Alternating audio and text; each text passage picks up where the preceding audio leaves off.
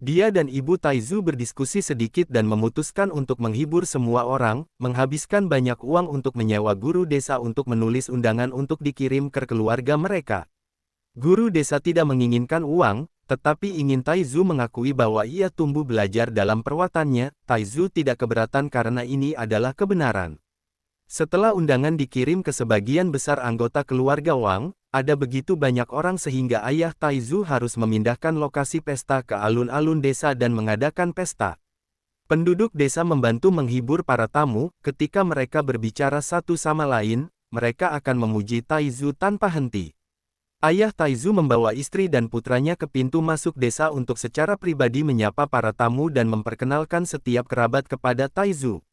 Ini adalah kakek ketigamu, ketika ayah meninggalkan keluarga, kakek ketiga Anda diam-diam banyak membantu. Taizu, kamu harus ingat untuk membalas kebaikannya, kata ayah Taizu, saat dia membantu seorang pria tua berambut putih. Taizu dengan cepat setuju, orang tua itu menatap Taizu dan berkata, Laoer, waktu berlalu begitu cepat, putramu sudah sebesar ini, dia memiliki prospek yang lebih baik daripada kamu. Wajah ayah Taizu penuh dengan cahaya, dia tersenyum, dan berkata, kakek ketiga, Taizu sudah pintar sejak dia masih kecil, dia pasti lebih baik dari saya, gunakan waktumu, istri, bantu dukung kakek ketiga. Ibu Taizu dengan cepat membantu pria tua itu berjalan menuju pesta. Melihat lelaki tua itu pergi, ayah Taizu mendengus dan berkata kepada Taizu, orang tua ini memandang rendah pada ayahmu dan memaksaku pergi, sekarang kamu memiliki masa depan yang baik, dia datang untuk memberi selamat padaku, dia hanya kerabat semacam itu. Taizu mengangguk dan bertanya, apakah paman keempat datang? Ayah Taizu menggelengkan kepalanya, paman keempat Anda mengirim surat, dia tidak akan bisa kembali sampai akhir bulan. Pada saat itu, kereta lain tiba di pintu masuk desa, seorang pria 50 tahun yang lebih tua keluar, dia menatap ayah Taizu dan berkata, Laoer, selamat. Wajah ayah Taizu berubah rumit dan berkata, saudaraku.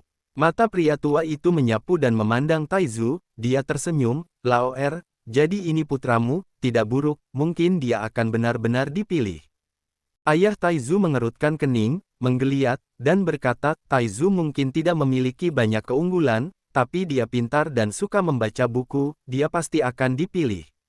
Itu tidak sepenuhnya benar, ketika Sekte Abadi mencari murid, ada persyaratan yang sangat ketat, saya melihat anak ini sangat bodoh, pergi adalah buang-buang waktu, kata suara angkuh dari gerbong, saat bocah berusia 16 atau 17 tahun keluar. Anak muda itu terlihat sangat cantik, dia memiliki alis seperti simitar, wajah seperti Guan Yu, dan mata penuh jijik. Ayah Taizu melototinya dan Wang Lin menatapnya dalam-dalam, tetapi tidak mengatakan apa-apa.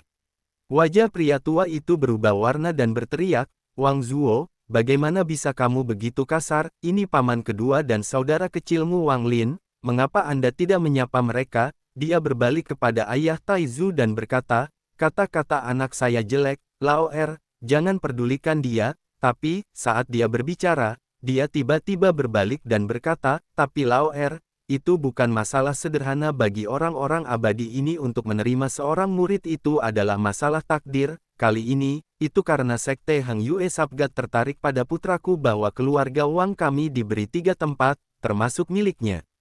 Ayah Taizu mendengus dan berkata, jika putra Anda bisa melakukannya, maka putra saya pasti akan dipilih. Pemuda itu tertawa, tidak peduli tentang kata-kata lelaki tua itu, dengan penghinaan dia berkata, jadi Anda paman kedua, saya sarankan Anda jangan terlalu optimis, cara kultivasi sangat sulit, dan hanya 1 dari 10.000 orang yang dapat mempelajarinya, bagaimana dia bisa bersaing dengan saya, yang, meski belum menjadi murid resmi, saya sudah dipilih secara pribadi oleh seorang guru abadi. Wajah pria tua itu melintas dengan penuh kebanggaan, memarahi pemuda itu, dan membawanya ke pesta itu. Taizu, jangan khawatir, bahkan jika Anda tidak dipilih, itu tidak masalah, masih ada ujian distrik tahun depan, ayah Taizu dengan sungguh-sungguh berkata, setelah menekan amarahnya. Wang Lin dengan percaya diri berbisik, ayah jangan khawatir, saya akan dipilih. Ayah Taizu dengan lembut menepuk bahu putranya, matanya dipenuhi dengan sinar harapan. Satu demi satu, mereka menyapa banyak kerabat. Ayah Taizu membawanya kembali ke pesta itu. Di depan mereka ada pemandangan ramai orang-orang yang merayakannya.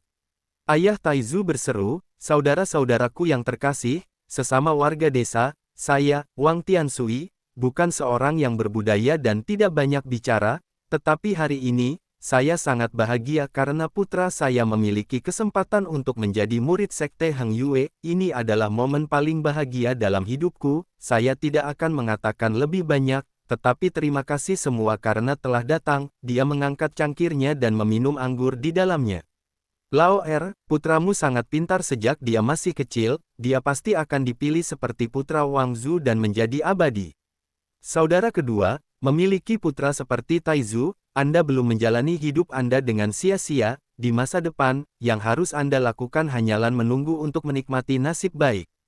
Taizu, kamu harus membuat ayahmu bangga. Kali ini, tidak peduli apa, kamu harus masuk Sekte Hang Yue."